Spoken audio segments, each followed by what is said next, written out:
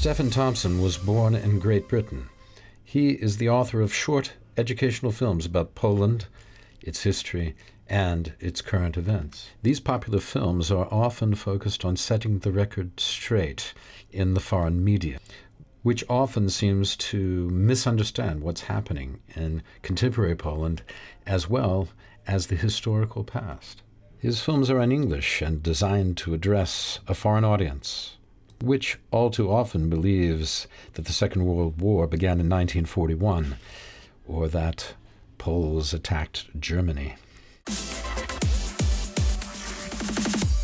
Okay, welcome to Poland Daily Culture. I'm Jon Carter, and I'm joined here today by Stefan Tompson. Good evening. Welcome to Poland Daily Culture. So, Stefan, you're a YouTube creator. Could you tell us a little something about the way in which the process involved in making a YouTube video? Well, the process of creating a YouTube video, of course, depends on the creator. There's a number of ways to do them. When it comes to the videos I make, in particular the ones about history and the sort of the political history and the role Poland played in the Second World War, it usually comes as a reaction to something. So if there is a specific event that has happened, or a specific lie that is being perpetrated, that is being spread, or a specific piece of misinformation, that's something that I would want to directly react to.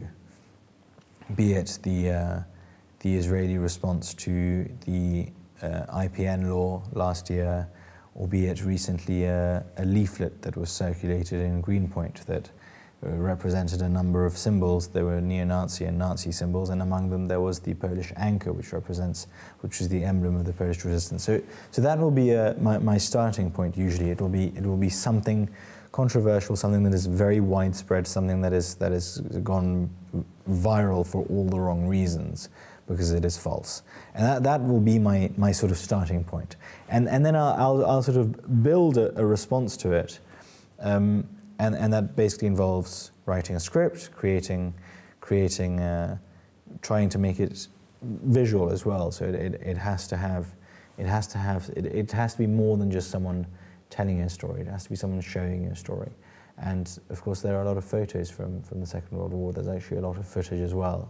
So it's combining a story with visuals, and recently I've also started working on sound. So for example, when discussing the pilots from the 303 battalion, we will have a very faint sound effect of planes flying in the background. And it's something that actually not very many people, you notice it subconsciously, but most people won't be able to tell you, oh, but in fact they're sort of hearing the planes because we're making them hear them. So that's that process of creation. And then of course there's an element of editing, and trying to make the editing seem as discreet and as invisible as possible.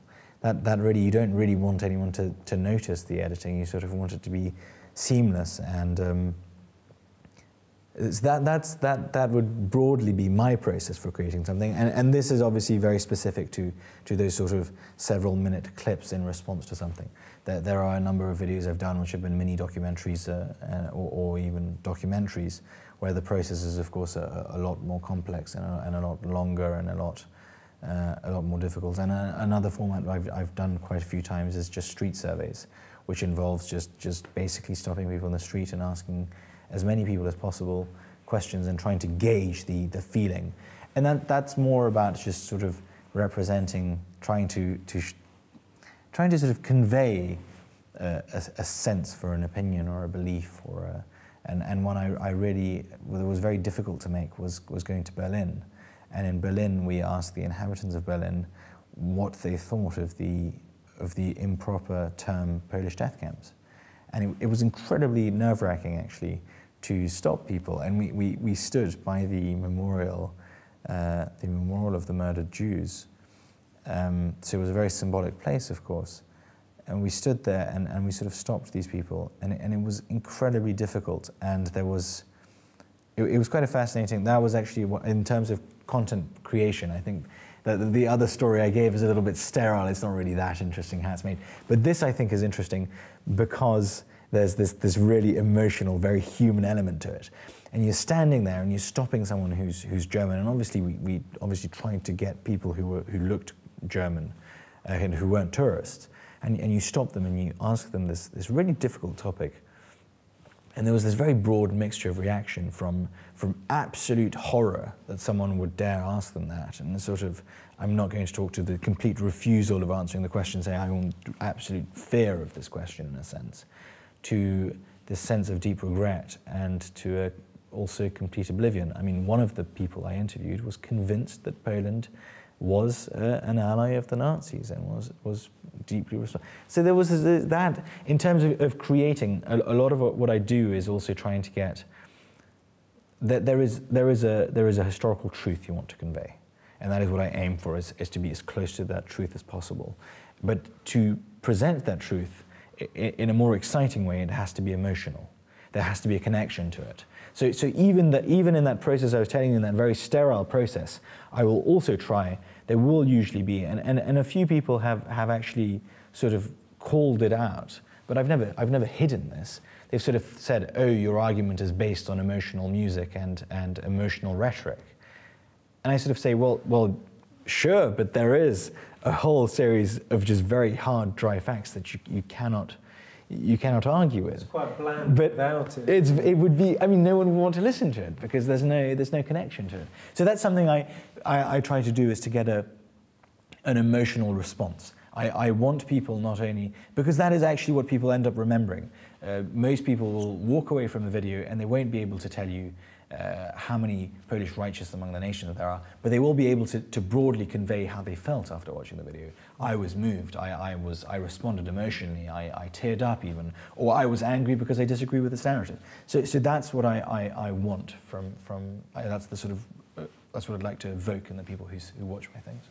Earlier you mentioned a recent video that you made in defence of Poland, and this is a kind of well, it kind of touches on a broader theme which you often go into, which is about misconceptions of Poland abroad. Could you tell us why, broadly speaking, why these misconceptions exist? Is it ignorance, or is it something deeper that someone, groups, organisations are trying to misconstrue, the facts as they are? The great, the great subject of conspiracy theories, which get lots of views on YouTube. I can see the views speaking of going up and creation, up. that is a great example of it. I think broadly, I believe there are two reasons.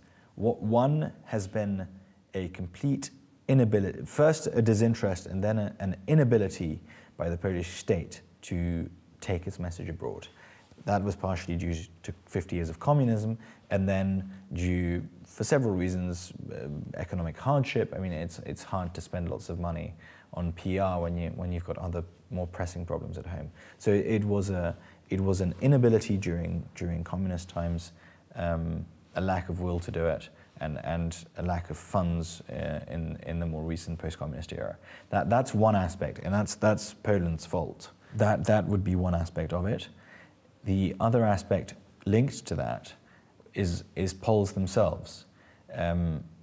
However, I try to never ever say anything negative about Poland, but I also always try to tell the truth. And the mass migration of Poles, especially in the 90s and then in the early 2000s when the European Union opened their borders, there was a lot of the shift in perception came from that. And that was linked to a lot of things. The Poles that left very often took low-paying jobs, were working in specific sectors, and some of them behaved in a pathological way. But they were quite a large minority, and that is one of the areas where a minority represented a broader concept. It's this idea of where anecdote is not data, but most people take it as data because that's their tangible experience. It's their emotional response to something. So they see a drunk Polish person, and then all of Poland is a nation of drunks, more or less. And then finally we get into that sort of wonderful conspiracy theory area.